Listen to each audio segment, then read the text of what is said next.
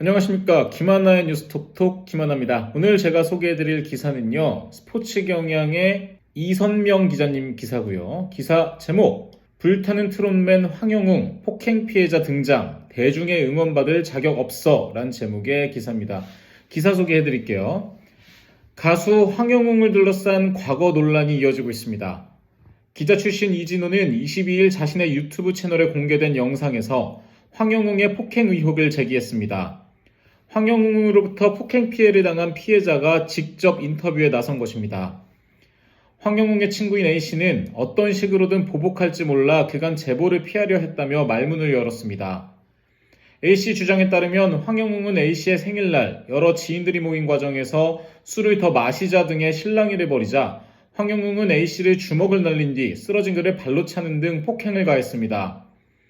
일방적으로 가해졌던 폭행이었지만 경찰 신고가 이뤄진 뒤 황영웅은 진단서를 끊고 쌍방 폭행을 주장하기 시작했습니다. A씨는 일방적으로 폭행을 했지만 저를 맞고소했고 황영웅 모친은 제 친구를 따로 찾아가 진술을 회유하는 식으로 만났다며 황영웅이 저를 고소한 건은 결국 검찰 송치가 되지 않았다고 말했습니다. A씨는 당시 황영웅의 폭행으로 인해 현재까지 후유증을 앓고 있다고 했습니다. 그는 이제 치아가 들어간 상태고 치열이 뒤틀리다 보니 옆에 있던 것도 전부 틀어졌으며 양치하다 보면 아직도 스트레스를 받는다고 말했습니다.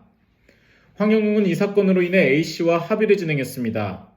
A씨는 검찰의 권유로 결국 합의가 진행됐고 치료비를 포함해 300만 원의 합의금을 받았다며 돈은 필요 없었다고 말했습니다.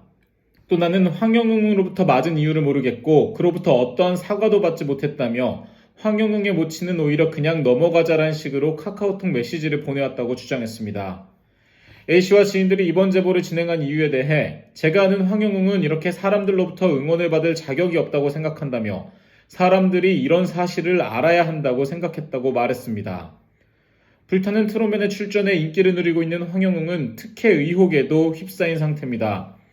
불타는 트롯맨 심사위원 가수 조항조가 소속된 우리엔터테인먼트에 황영웅을 비롯한 또 다른 참가자였던 무룡, 성용화 등이 소속돼 있다는 의혹이 제기된 것입니다.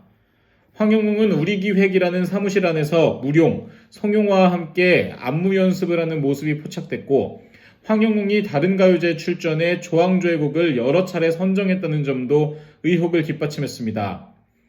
황영웅 측은 황영웅의 소속이 우리엔터테인먼트가 아닌 파인엔터테인먼트라는 해명을 내놨으나 해당 연예기획사는 법인 자체가 등기돼 있지 않은 상태였고 대중문화예술기업회 등록 목록에도 없었습니다. 이 때문에 파인엔터테인먼트가 실체가 없는 것이 아니냐는 지적도 나왔습니다. 이외에도 황영웅 팬클럽 관계자가 불타는 트롯맨 결승전 참여 입장권을 미리 공지해 논란이 있는 등 그를 둘러싼 설왕설래는 이어질 전망입니다. 계속 문제가 나오네요. 저희 김하나의 뉴스톡에서도 우리 기획 관련 이제 약간 조항조 특혜 의혹에 대해서도 소개를 한 적이 있었는데 이번에 또 폭행, 물론 학폭은 아닌 것 같고 학교 폭력은 아닌 것 같고 그냥 일회성 폭행인 것 같아요. 물론 당연히 폭행은 당연히 안 되는 거지만 친구들끼리 싸울 수는 있어요. 근데 이게 일방적인 폭행이라면 이거는 좀 잘못이 있죠. 물론 법적인 모든 절차는 끝난 거죠. 합의가 됐으니까. 그러니까 법적으로는 문제가 전혀 없지만 좀 도의적으로 문제가 되지 않을까. 아니땐 굴뚝에 연기가 난리였고 방구가 잦으면 똥이 된다고 지금 황영웅에 대한 이런 이슈들이 계속해서 터져나오고 있는 그런 상황.